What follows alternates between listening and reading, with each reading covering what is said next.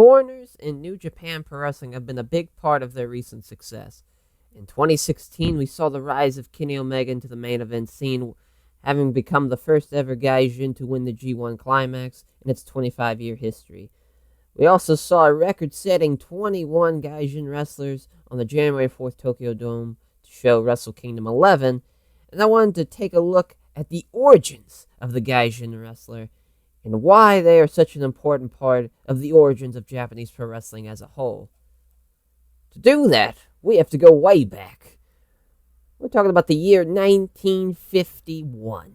This was shortly after World War II, and the Japanese culture needed someone. They needed something to hang their hat on. They needed a national hero, if you will, someone that they can look up to. And that was Rikidozan, who could stand up to the Americans, and thus becoming immensely popular in Japan. As his American opponents assist him portraying themselves as villains who cheated in their matches against Rikidozan.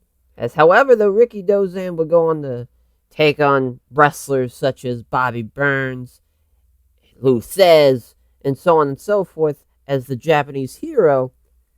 However, in kind of a funny little pro wrestling twist, Rikidozan was not actually from Japan. He was from South Korea. So, even Rikidozan, Japanese biggest wrestling icon, if you will, is not even from Japan.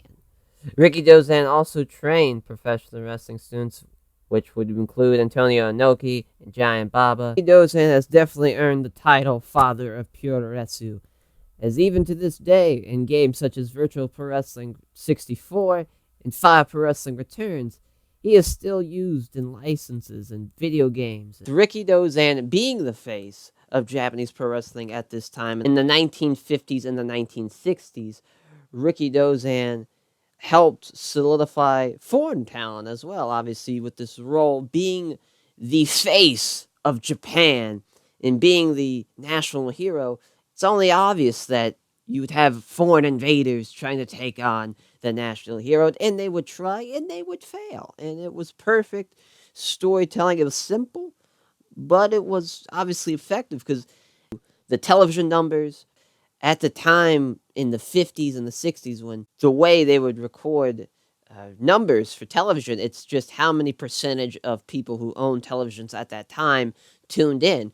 For some, for most programming, it was probably in the 60s or the 70s percentiles, while Rikidozan's matches were in the 90s and even 100% at the set sometimes.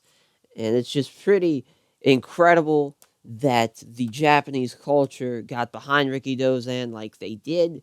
And thank God they did, because, honestly, Japanese pro wrestling is a lot to thank to Rikidozan and these early foreigners, the Pat O'Connors, the Freddie Blassies, the Lou Theszes, guys who were names over in the United States, coming over to Japan and solidifying their wrestling as well, while losing to their own talent in Rikidozan and the likes of some of the other stars of the Japanese wrestling during this time. So I just wanted to showcase the origins first.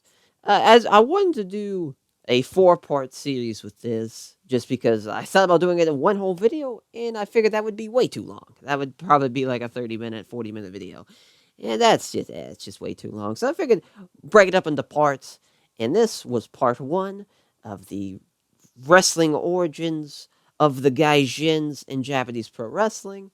Hope you all enjoyed, and we'll see you for part 2 as we talk about the 70s and 80s, as we talk about the expansions from the territories here in the United States and North America with Stampede Wrestling, as well as companies overseas, over in the UK and the British Isles around there, and in some of Europe, talent coming from there to Japan as well. So join us next time.